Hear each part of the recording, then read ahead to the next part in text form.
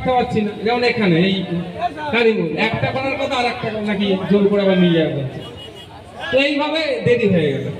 তো এখনো যে কারণে উপস্থিত হয়েছে এখানে, আপনারা সবাই জানেন দেশে, সারা দেশে স্বাধীনতা দিবস উদযাপন হচ্ছে।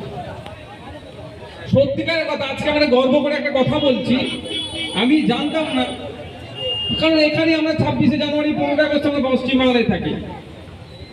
পশ্চিমবাংলায় যেভাবে স্বাধীনতা দিবস উদযাপিত হয়, সাধারণ মানুষের মধ্যে যেভাবে উৎসাহ উদ্দীপনা, ভারতবর্ষের আর কোনো রাজ্যে হয় না।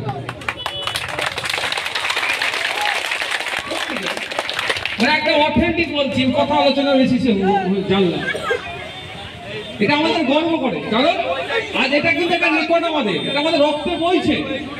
ব্রিটিশদেরকে খেদাও করার সময়, ব্রিটিশদেরকে যখন তাড়ানোর হচ্ছিল, তখন কিন্তু পশ্চিম বাংলা থেকে সব থেকে বেশি স্বাধীনতা সংগ্রামীদের পাওয়া গিয়েছিল। পাঞ্জাব ছিল, অন্যান্য রাজ্য ছিল, কারণ বিনয় বাদল দীনেশ, মাস্টারদা সূর্য সেন, বিরসা মুন্ডা, কারা ছিল এরা থেকে শুরু করে গান্ধী মুড়ি থেকে শুরু করে প্রীতিলতা ওয়াদ্দেদার, সব দেখেন বাংলা। আরো আছেন সীমান্ত গান্ধী, খান আব্দুল গাফফার খান, গান্ধীজি, নেতাজি সুভাষচন্দ্র বোস, আমাদের আইকন। তো আজকে এই জায়গায় দাঁড়িয়ে স্বাধীনতা দিবস, এই জায়গায় দাঁড়িয়ে আমাদেরকে শপথ করতে হবে। আজকে আমরা ৭৮তম স্বাধীনতা দিবস উদযাপন করছি, আমাদেরকে শপথ করতে হবে জল জমি জঙ্গলের যে অধিকার আদিবাসীদের, সেটা ফিরিয়ে দিতে হবে। সেই লড়াই আমাদেরকে করতে হবে। যেমন বিরসা মুন্ডা আদিবাসী সমাজের আইকন, মাত্র 25 বছর বয়সে দেশের জন্য জীবন উৎসর্গ করেছিল, তার উত্তরসূরিদের জল জমি জঙ্গল আমরা কাটতে দেব না, এই শপথ আমাদেরকে করতে হবে। আমাদেরকে শপথ নিতে হবে। প্রীতিলতা ওয়াদ্দেদারকে থেকে মাত্র 22 বছর বয়সে দেশের জন্য জীবন উৎসর্গ করেছিল, তাই আর কোন মহিলার প্রতি আর্জি করে যে অন্যায় হয়েছে, কোন ডাক্তারের প্রতি, পড়ুয়া ডাক্তারের প্রতি সহ কোন মহিলার প্রতি না অন্যায় হয়, আর আর্জিকর কাণ্ডের যারা দোষী তাদের দ্রুত শাস্তি পায়, তার জন্য আমাদেরকে আওয়াজ তুলতে হবে। আজকের দিনে আমাদেরকে বাঙালি শপথ নিতে হবে। উড়িষ্যায় কিছু বাংলাভাষী শ্রমিকদের সাথে উড়িষ্যার জনগণ, কিছু বড় জনগণ যে আচরণ করছে, সেটাকে বন্ধ করার জন্য এখান থেকে আমি মেসেজ পাঠিয়েছি। আরো অনেকে প্রতিবাদ করেছে, আমরা বার্তা দিয়েছি, অবিলম্বে এটা বন্ধ করতে হবে, কোনো অন্যায় বরদাস্ত করা যাবে না। এই শপথ আজকে আমাদের এখান থেকে নিতে হবে। বন্ধুগণ, 26শে জানুয়ারি 15 আগস্ট আসলে শুধু দায়িত্বশীল নাগরিক হয়ে উঠছে, ওটা হলে হবে না। বাকি বছরের বাকি দিনগুলোতেও আপনাকে আমাকে দায়িত্বশীল হয়ে উঠতে হবে। আপনাকে আমাকে দায়িত্বশীল কিভাবে হবে?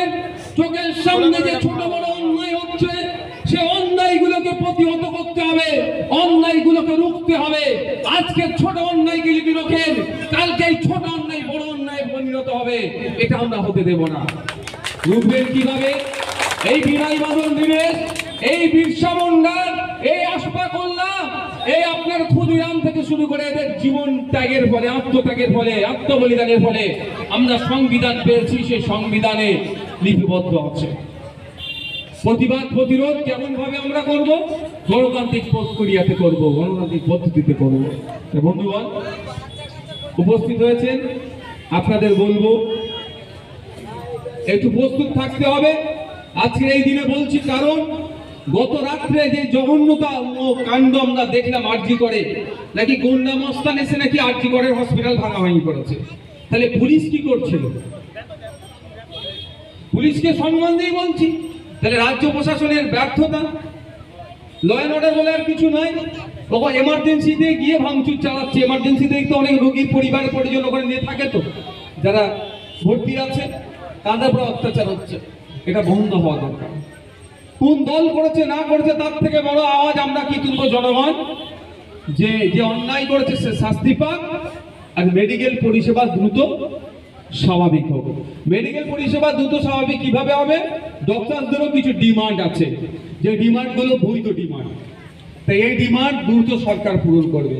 আর যদি মনে করে সরকার এটাকে নিয়ে খেলা করবো, খেলা করার যদি সরকার চাই, আমরা এখানে ঝান্ডা ধরে হোক আর ঝান্ডা ছাড়াই হোক, জনগণ আমাদের স্বাস্থ্য ব্যবস্থাকে সচল করার জন্য প্রয়োজন আমরা স্বাস্থ্য ভবনের অভিযান করব। রাজি আছেন তো নাকি? আমরা ঝান্ডা ধরে সব করতে হবে এরকম ব্যাপার নয়, বা ঝান্ডা ছাড়াও না করলে হবে না এরকম ব্যাপার নয়। যার প্রয়োজন করবে, যার প্রয়োজনে সে ঝান্ডা নিয়ে যাবে, যার প্রয়োজন লাগবে না সে ঝান্ডা ছাড়া যাবে, কিন্তু আমাদের স্বাস্থ্য পরিষেবাকে সচল করার জন্য আমাদের আন্দোলন করতে হবে। বন্ধুগণ যারা উপস্থিত হয়েছে, আমি বলবেন রাস্তাটা ছেড়ে দিন, গাড়ি যাতায়াত করছে। ধন্যবাদ জানিয়ে বলি, আজকে আমি আপনাদের সামনে পতাকা তুলব।